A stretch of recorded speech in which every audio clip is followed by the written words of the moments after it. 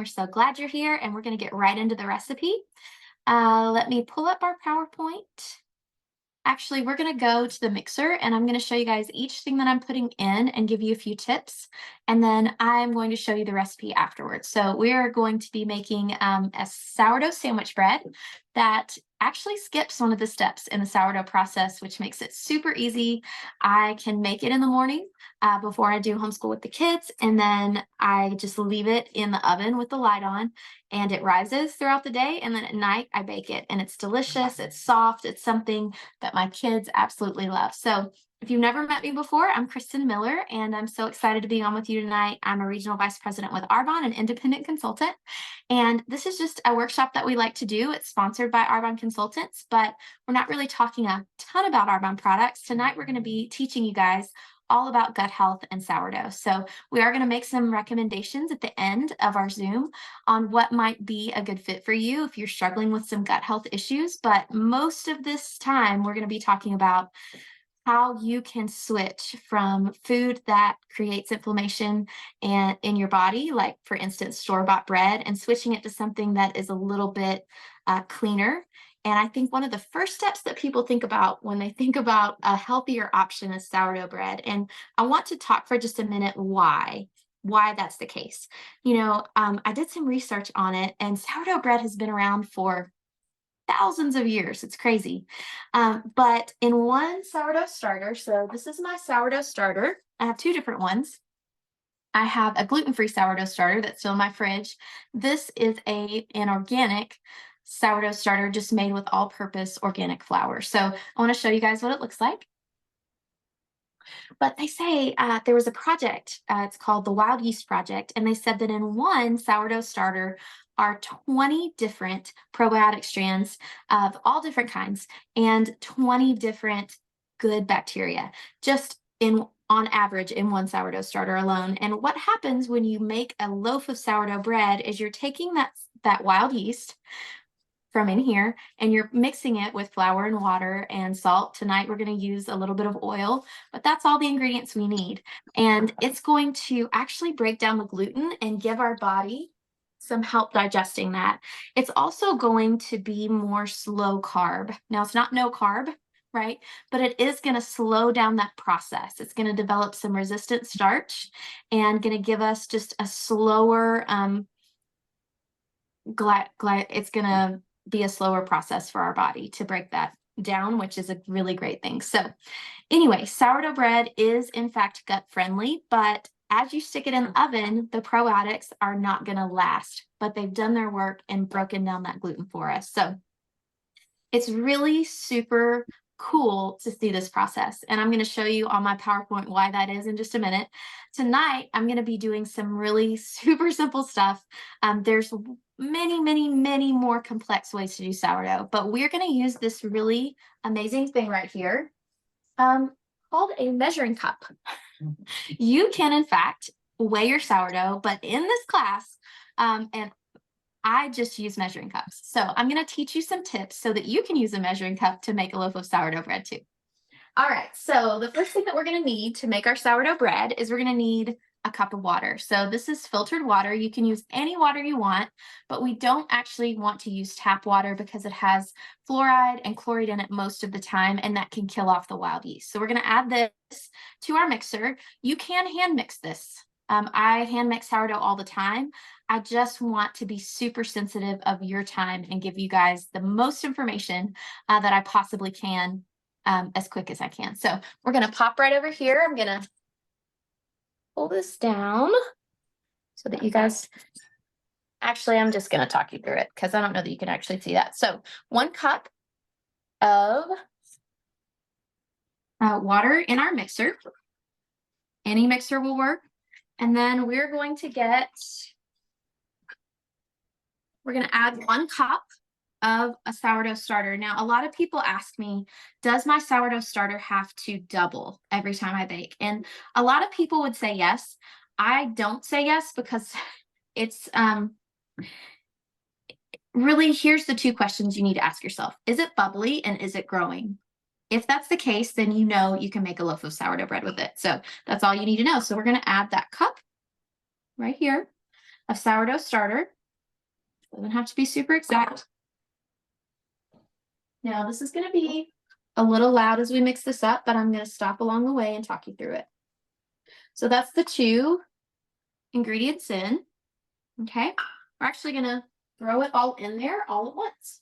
Here is oil. I love avocado oil because it is rich in those good fats. So you could use olive oil if you'd prefer, but this is what we had. And so we're going to add 1/4 cup of avocado oil right there. And you can actually see when you put the sourdough starter in the bowl that the sourdough starter is on top of the water. It's really pretty interesting. We're going to do a 1.5 teaspoons of salt. Sea salt is great. That's what most people use. There we go. And now we are going to add our flour. You can use any type of unbleached flour that you'd like. You can use bread flour. You can use all-purpose flour. What you can't do is use any kind of bleached flour because it's going to kill off your wild yeast. Okay, so now we're going to add flour. This is the key. We're going to add enough flour that the dough itself stops sticking to the sides of the bowl and starts sticking to itself. That's going to be right around 3.5 to 4 cups. Okay, that's what we're looking for. So as you can see, we're just throwing all of our ingredients in there. We're letting the mixer do the hard work. You can do this by hand if you want. The same thing is going to happen.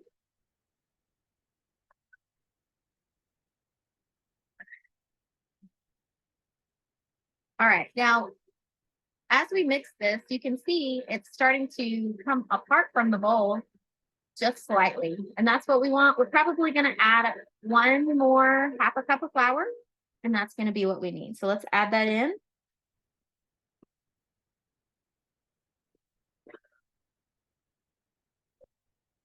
Get a little messy. Woo! All right. Maybe she should have added that gradually. Yeah, sorry. I'm trying to be fast. Time.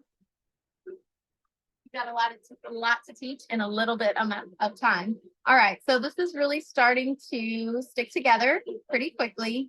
I am going to let this to continue to mix in just a second, but we're going to go to our PowerPoint and I'm going to share with you guys. This is our super simple sourdough sandwich loaf. That's what we're making right here.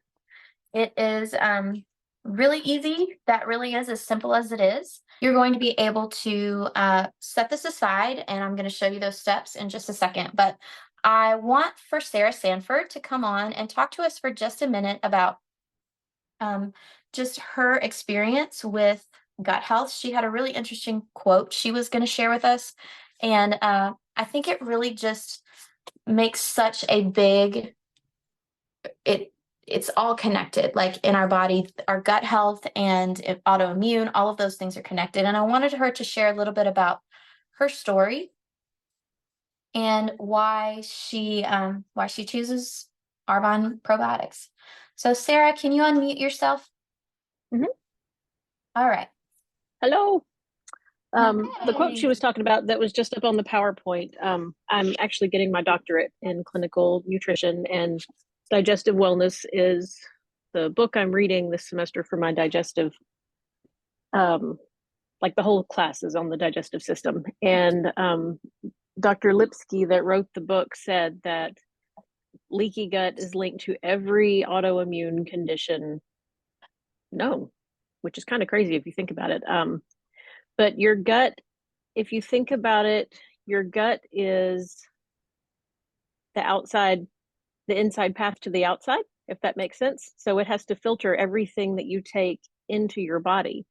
So that's where most of your immune system is, so that it can fight stuff that comes in that's bad, it's not supposed to be there. So you have a couple of layers in your gut. One is a mucus layer that covers the epithelium, kind of like a skin layer. And then you have this one single layer of cells that's supposed to keep all the bad stuff out of your bloodstream. And when we eat processed foods, we take antibiotics, we take medications, we drink chlorinated water, it damages that mucus barrier, and then it helps to break apart that single layer of cells.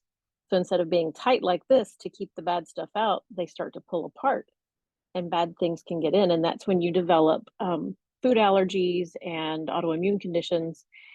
And that's what happened with my son, which is how we got started on this path of me getting a doctorate for nutrition. He developed a dairy allergy that we didn't know he had. He just got really, really, really, really sick. And the doctors were like, we don't know. He's got IBS. We don't know why, but here's some pain pills and deal with it. And so we started researching and found a naturopath who discovered that he had a dairy allergy, and that was what was making him so sick. And so then I started trying to figure out, well, where did this dairy allergy come from? And it was from damage in his gut that was letting the casein protein molecules get into his bloodstream. And so his body had a autoimmune reaction to those molecules as they would get into his bloodstream. And voila, you have a dairy allergy and you have a sick kid. So we took a lot of probiotics and things over the counter. And I mean, they had, you go into Kroger or Walmart and there's just a wall of different kinds of probiotics. And I had tried all kinds of different ones. For me personally, ones that are formulated for women, ones that are supposed to be just for digestion, ones that are supposed to be for heart health. I've tried all different kinds of ones. And then Kristen gave me some of just the straight old ginger gut health packets The to gut try. health, yeah. Yeah, just the old fashioned, Yeah. not the new fancy stuff we have now. Yeah. And within probably 2 weeks of starting to take that one, things started to regulate, if you know what I'm talking about. It's a good way to put it. Regular things were happening, and that was a good thing because constipation is one of those things that I've always struggled with my entire life. And it's just a simple, I take it in a little shot every night with water before I go to bed. I like taking my probiotics before I go to bed so they have time to settle in without having the, food or anything else to compete with. They just have time to get down in there and get really good. Yeah. So those are my favorite. I still take those. I do the green synergy too, but I still do the plain gut health every night also because it's the best one. Yeah, it's it's so funny how we can think that, oh, I'm doing all the right things, I'm taking a probiotic, but if you're not really experiencing some relief there, then some things may not be working.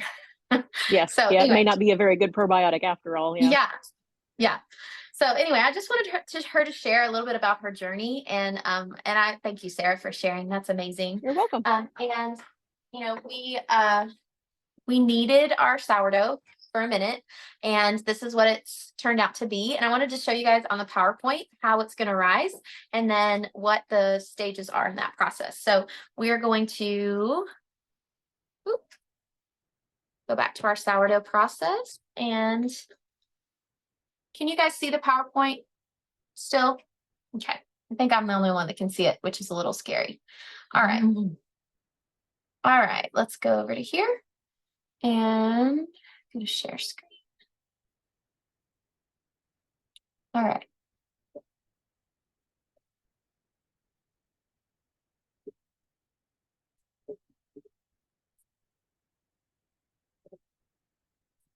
You are sharing your screen. All right, here we go.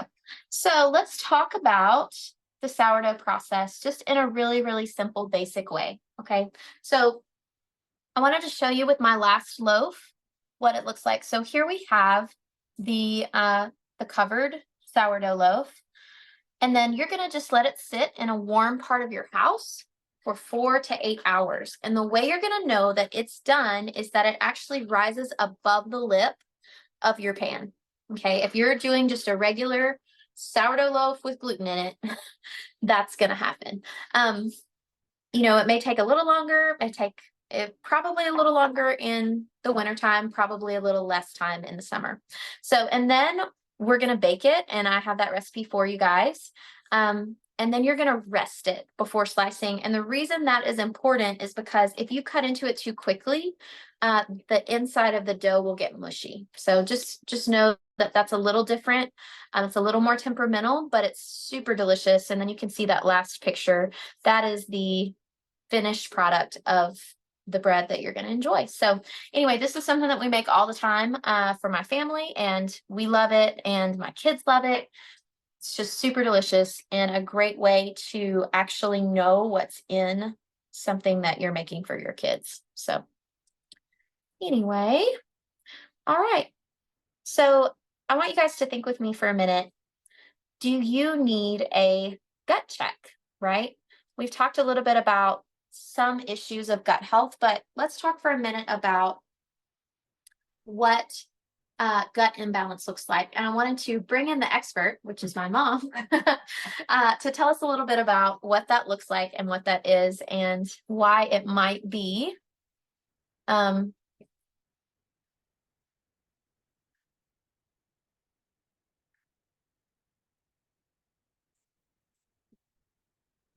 there I am. Hi, guys.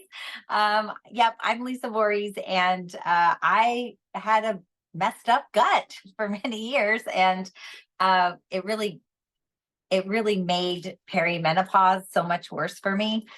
Just in the mood swings, in the the weight gain, just losing your waist. And I, like Sarah, had a hard time going number 2, and had terrible heartburn. And Sarah was mentioning a little product called Gut Health and Microbiome Support. And I was actually buying something like that from a chiropractor in Florida. It was the only thing that actually worked. I had tried a lot of other probiotics, but this, little freeze-dried probiotic actually worked. And then Arvon introduced one, and I was like, yay, I can buy it at a discount from myself now. But that made me curious as to why it worked. I'm kind of like Sarah. I didn't go get a doctorate because I couldn't. That's why, Sarah, I couldn't pass. But I was curious as to what the heck this little thing made such a big difference. The other thing that I did besides recolonize my gut with good bacteria with a supplement is I stopped eating unopposed sugar. And Sarah was talking about that. Just sugar really fans the flame of yeast overgrowth in the gut. And so often the standard American diet is what, has contributed to our gut imbalances. We have too much sugar, too many simple carbohydrates, not enough fiber in our diet. And so fiber is amazing for the gut, and lack of fiber and sugar is bad. So the other thing is that stress also messes up gut health, and we handle stress so much more poorly when our gut is imbalanced, because we know now recently it's been, a lot of studies have shown that your brain health is tied to your gut health, and your immune health is tied to your gut health. And it's a vicious cycle of, I'm not handling stress very well, and that's making the gut balance worse, which is causing my serotonin to be off, which is making me feel depressed and anxious, and which makes the stress harder to deal with. So it's a very vicious lifestyle, very vicious cycle. The other thing is that we don't talk a ton about is the glyphosate residual in our food supply in the United States. Like, if you go get ketchup, Heinz ketchup, let's say in Ireland, it has very few ingredients. We have so many more ingredients here in the United States, but same thing is true with, their wheat supply in Europe. They don't allow glyphosate. Glyphosate is the primary chemical in Roundup, which is a weed killer in the United States. And it's mainly in wheat, soy, corn. And we about 10 years ago began seeing this big spike in celiacs and also just gluten intolerance. And mainly it's because the wheat supply has been genetically modified so that they can spray an entire field with Roundup, glyphosate, and the wheat won't die from it, but it will kill off the weeds. And that was bad enough because, of course, then we eat the wheat and we ingest it. And it kills off a bacteria in our gut called Bacillus coagulans. And that little packet of probiotics that Sarah was talking about is actually the probiotic, the primary one in that is Bacillus coagulans. It's why I believe that it makes such a big difference in everybody's health, because it's the thing that our food supply is killing off in our body. So we began to see also more pronounced celiacs and more people being sensitive to gluten, even more so because they started doing a thing where they would spray the crop with Roundup to kill the weeds, but then right before harvest, they would spray 1,000 times stronger dose of Roundup on the crop to actually kill the wheat so that it would dry out, the head would pop open, it would be easier and more efficient to combine. And that's when it sort of like was gasoline on a fire. And we've started seeing more and more people have gluten sensitivities, but then sensitivities to so many more things because of that leaky gut. It's making everything worse. It makes the gut sort of semi-permeable. And so we begin to see people going to get allergy tested, and they're allergic to so many things. You can't even imagine. How did that even happen? Well, it's all tied to gut health. So how do we fix it? Basically, we stop eating so many simple carbohydrates, and we make sure that we're not eating unopposed sugars. And what I mean by that is sugar that isn't connected to protein or fiber, like an apple, does have sugar in it, but it also has fiber. But if I just drink the juice of the apple, I'm just getting all the sugar. So I want to make sure that I'm going to eat at least slow carbohydrates. As Kristen was saying, what happens with the sourdough bread, you guys, is that sourdough, that wild yeast, the probiotics that are in the sourdough starter actually begin to break down. They pre-digest the gluten that's in the bread, and it makes it easier for us to digest. And we also know that there are just a few ingredients in it. We're not getting dough stabilizers and preservatives and all the things. So that's one of the reasons that sourdough is so cool, because it pre-digests that protein in the bread, and also it pre-digests the sugar in the bread, and it actually turns bread into a slower carb food. Regular white bread or Italian bread or even wheat bread will spike your blood sugar, but sourdough bread actually is a slower glycemic. It ekes into your bloodstream more slowly. So that's one of the reasons why we recommend it to people. You also want to increase your protein, fiber, and nutrient-dense foods in your diet. Fiber is going to help heal your gut. Protein, most people don't get enough protein. We're built to have lots more protein than we're eating. We're eating the yeast roll at O'Charlie's and leaving the salmon, right?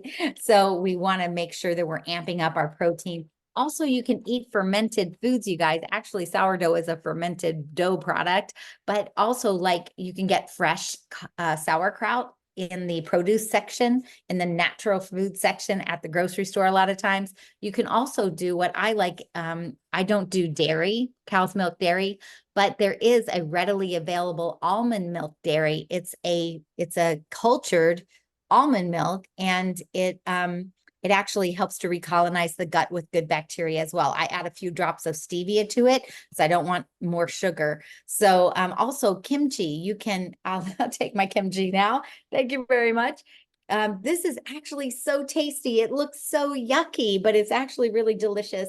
And if you trace it, you can just about find every culture on earth has a cultured food in their diet somewhere. And this is, of course, the Asian cultured food, but it's made with cabbage and chili sauce, and it is naturally fermented. So actually amping up your fermented foods, and stop eating meat and dairy with growth hormones and antibiotics in it.